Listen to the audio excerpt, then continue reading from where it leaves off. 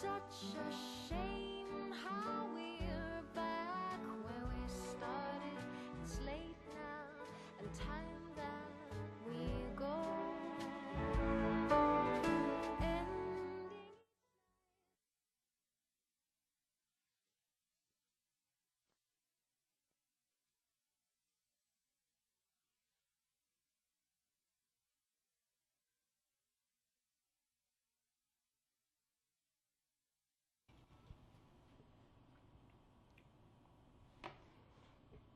안녕하십니까.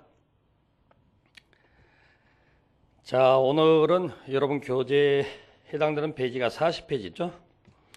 법조문 내용을 좀 확인하게 되는데, 여러분들이 그 지난주에 이제 그 첫 주에 그 행정계획 수립 절차에 관한 내용들을 배우셨죠. 그래서 이제 그 내용을 오늘 조문으로 좀 복습을 하시게 되는데, 조문을 따로 읽어드린 이유는 여러분들이 법조문을 보는 요령이 좀 필요해서 그 내용을 말씀드리게 되는 거고, 먼저 지난주에 배웠던 것 행정계획 수립 절차 필요한 것 몇 가지 복습을 해놓고 내용을 말씀을 좀 드리도록 하겠습니다. 자, 우리가 이제 첫 번째 주에 학습하셨던 게 행정계획 수립 절차라는 것을 여러분이 학습을 하셨죠. 그래서 이제 모든 행정계획 수립 절차는 동일합니다. 그래서 이제 그걸 틀로 해서 나머지 내용들을 이제 이해를 하게 되는 거니까, 행정계획 수립 절차의 가장 첫 번째 필요한 사항이 기초조사 과정이 필요하다고 말씀드렸죠. 그래서 이제 그 지역의 현황을 파악하는 걸 말하고, 그 다음에 행정계획이라는 게 결국에는 주민의 복리 증진을 위해서 수립하다 보니까 의견 청취 과정이 필요한데, 그게 이제 대상 지역 주민의 의견을 듣는 게 있고, 그 다음에 행정계획이라는 게 행정청이 수립하는 거라고 그랬죠. 그래서 그 행정청을 견제할 수 있도록 견제하는 측면에서 또 다른 주민의 대표 기관인 지방의회가 의견을 듣는다, 이렇게 되어 있는 거죠.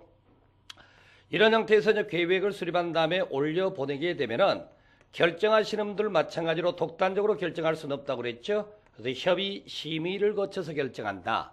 이런 것들이 우리가 이제 일반적인 행정계획 수립 절차, 아니면 뭔가 구역 지정 단계에서 필요한 그런 절차의 기본 형식이 이렇게 됐다라고 이해를 하시면서, 행정계획을 우리가 종류상으로 여러 가지 분류 관계가 있지만 구속력 여부를 가지고 우리가 구별을 하는 것을 말씀을 드렸습니다. 그래서 행정계획을 수립하게 되면은 그 수립된 행정계획을 내용을 누가 제안을 받느냐라고 했었을 때, 행정청 내부에는 당연히 적용을 받아야 되겠죠. 시장님이 행정계획을 수립했는데 행정청이 적용을 받지 않겠다라는 것은 말이 안 되는 얘기니까, 이에 반해서 일반 주민에 대해서도 적용을 받느냐 안 받느냐를 놓고 우리가 얘기를 한다고 그랬죠. 그래서 일반 주민에 대해서 적용이 있게 되면은 구속적 행정계획이라고 그러고, 일반 주민에 대해서 적용이 없으면은 비구속적 행정계획이다, 이렇게 칭하기로 했던 거죠. 여러분들 그 참조하실 분들은요, 지난주에 나눠드렸던 자료 있었죠. 12페이지 거기 해당되는 부분입니다. 12, 13, 14페이지 걸쳐 말씀드리는 거니까. 그러면서 우리가 이제 구속적 행정계획, 비구속적인 나누는 과정에 그 절차를 칭하여 일반적으로 비구속적 행정계획에서는 수립 승인 절차라는 명칭을 사용한다고 말씀을 드렸고, 그 다음에 이제 구속적 행정계획에서는 이를 입안 결정 절차다, 이렇게 명칭을 붙인다고 생각하시면 되죠. 자, 이 과정에 수립 승인 절차든 입안 결정 절차든 기본 형식은 같습니다. 기초조사하고 의견 듣고 협의 심의 거치는 것은. 다만 이 과정에서 주민의 의견을 듣는 방법은 조금 달라져야 된다고 그랬죠. 그래서 주민의 의견 듣는 방식으로는 비구속적 행정계획일 때는 간접적 의견 청취 방법이라고 하죠. 그래서 공청회를 통해서 의견을 들으면 되지만, 구속적 행정계획의 경우는 주민의 의견을 직접적으로 듣게 돼 있다고 그러죠. 그래서 직접적으로 듣는 형태에서 이제 열람 방식을 통하여 의견을 듣는다, 그렇게 표현을 했던 거죠. 이 과정에서 우리가 이제 구속적, 비구속적 행정계획을 이제 구별하는 실익이라고 그러죠. 양자를 나눈 이유가 있었죠. 왜 나눴어요? 비구속적 행정계획은 어차피 주민에 대하여 제한을 가하는 내용이 없죠. 바로 그렇게 되다 보니까 권리 침해를 하지 않는다, 그런 의미예요. 권리 침해를 하지 않기 때문에 상반대로 권리 구제 절차가 필요가 없다는 거죠. 침해 자체가 없으니까. 그런데 이에 반해서 구속적 행정계획일 때는 권리를 침해하는 부분이 생길 수가 있기 때문에 그에 반대로 권리 구제 절차를 두어야 한다라는 측면. 바로 이런 걸 가지고 우리가 이제 구속적 비구속 행정개혁의 구별의 실익이다. 그렇게 표현했던 거죠. 자, 이런 형태에서 이제 우리가 세 가지 행정개혁을 배웠던 건데, 첫 번째 학습했던 게 뭐죠? 가장 이제 중심에 놓인 것을 도시기본계획이라고 놓으시라고 그랬어요. 도시기본계획 이렇게 되네요. 그래서 도시기본계획이라는 것은 관할구역 하나짜리 영역 안에서 수립하는 계획이다라고 말하는 겁니다. 그러면 그 관할구역이 어딘지를 확인해 보니까 특별시일 수도 있고 광역시일 수도 있고 일반 시군일 수도 있더라 이렇게 한다는 거죠. 각각의 관할구역 안에서 수립하는 계획이라고요. 그래서 구미시가 됐든 경주시가 됐든 일개 시 영역 안에서 수립하는 것이 이제 도시기본계획이 되는 거죠. 그래서 이런 관할구역 안에서의 장기발전 방향을 제시하는 계획이다 그렇게 말하는 거죠. 이렇게 제시된 장기발전 방향에 따라 이제 기본계획이 그렇다는 거죠. 구체적 내용이 나타나야 되겠죠. 그게 뭐죠? 그걸 도시관리계획이다라는 명칭을 사용하고 있네요. 도시관리계획 그렇게 되는 거죠. 그러면 도시관리계획도 기본계획의 영역 안에서 구체적 내용을 갖는 것이므로 당연히 관리계획의 수립 대상도 똑같아야 되겠죠. 특별시, 광역시, 일반시군이다 이렇게 칭하고 있네요. 그러면서 제시된 방향에 따르는 구체적 내용을 갖는 것을 가지고 관리계획이다 이렇게. 이런 형태로 해서 이제 이 두 가지를 칭해서 우리가 뭐라고 부릅니까? 이 두 가지를 도시계획이라고 칭한다고 그랬습니다. 이 두 가지가 도시계획이다 이렇게 말하게 되는 거죠. 자, 이렇게 도시계획이 있고 그 다음에 또 하나의 계획으로서 광역도시계획이라는 게 나온다고 그랬죠. 광역도시계획 그렇게 되네요. 이것도 일단 도시계획의 일종인데 광역이라는 글자를 사용을 했죠. 광역이라는 글자를 사용했다는 말은 반드시 인접한 둘 이상의 관할구역이 나와야 한다 그런 의미가 된다는 거죠. 광역이란 말 자체가. 그래서 인접한 둘 이상의 관할구역 안에서 A, C, B군 한번 해볼까요? 둘 이상의 관할구역 안에서 연계하여 수립하는 계획을 광역도시계획이다 이렇게 이제 말하는 거죠. 그래가 도시계획은 관할구역 하나짜리 안에서 수립하는 계획이고 그 다음에 광역도시계획은 둘 이상의 관할구역 안에서 수립하는 계획이다 이렇게 되는 거죠.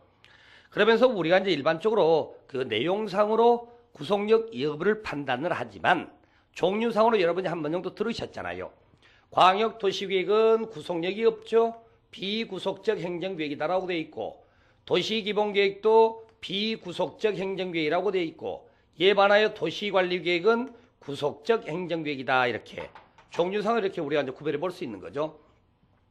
이 영역에서 이제 하나씩 지난주에 배웠던 내용이니까 복습을 겸해서 들어보시기 바랍니다. 광역도시계획은 둘 이상의 관할구역이 나와야 되죠. 그럼 둘 이상이라는 것은 표현 그대로 두 개가 될 수도 있고 세 개, 네 개, 다섯 개도 될 수가 있겠죠. 그래서 그 범위를 설정을 해줘야 된다고 둘 이상이란 표현을 썼기 때문에. 그래서 둘 이상의 범위를 설정을 하게 되는데 이렇게 범위를 설정하는 걸 뭐라고 칭합니까? 이걸 광역계획권이다라고 칭해야 된다고 그랬죠. 이걸 광역계획권이다 이렇게 칭한다는 거죠. 이렇게 해서 먼저 광역계획권 지정을 하게 되는데 광역계획권을 누가 지정한다고 들으셨어요? 같은 도의 관할구역 안에서 둘 이상의 시군에 걸쳤다면은 그때는 국토해양부 도지사가 둘 이상의 시도에 걸쳤다면은 그때는 그보다 높은 사람 누구 있죠? 국토해양부 장관이 그렇게. 그래서 지정되는 범위에 따라 도지사와 국토해양부 장관이 지정권자다 그렇게 이제 칭하게 되는 거죠. 그러면 이렇게 이제 지정된 영역 안에서의 장기 발전 방향을 제시하는 계획을 우리가 뭐라고 칭합니까? 이걸 가지고 이제 광역도시계획이다 그렇게 부르기로 했죠. 그럼 이제 광역도시계획 수립으로 들어갑시다. 누가 세울 거냐라는 거죠. 지정된 영역에 따라 수립하는 거예요. 같은 도의 관할구역 안에서 시군에 걸쳐서 지정이 됐다. 그러면 A시장이나 B군수는 단독으로 계획을 세울 수가 없죠. 바로 그런 과정에서 시장, 군수가 공동으로 수립한다 이렇게 돼 있죠. 그 다음에 둘 이상의 시도에 걸쳐서 지정이 됐다. 그럼 어떻게 해야 되나요? 시도지사가 공동으로 수립한다 그렇게 해야 되겠죠. 그 다음에 범위가 좀 더 넓게 되면은 시도, 둘 이상 시도 이상이 되면은 국가사업이 나면은 누가 한다? 국토해양부 장관이. 이런 사람들이 이제 우리가 수립을 한다. 그렇게 칭하게 되는 거죠. 이렇게 세워서 올려 보내게 되면은 결정을 해줘야 되겠죠. 승인이라고 칭한다고 그랬죠. 시장 군수가 계획을 세웠을 때는 상급 기관장 누구 있어요? 높은 사람 도지사 있죠. 도지사가 승인권자가 될 것이고, 시도지사가 수립했을 때는 상급 기관장 누구죠? 국토해양부 장관. 그렇게.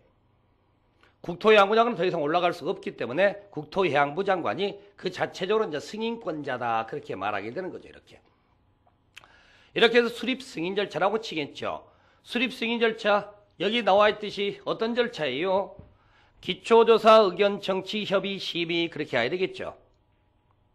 그러면서 다만 이제 주민의 의견 듣는 방식이 뭘로 되어 있어요? 공청회를 통해서 듣는다. 그런 형태로 되어 있죠. 바로 이제 그 부분만 기억을 하시면 되겠네요.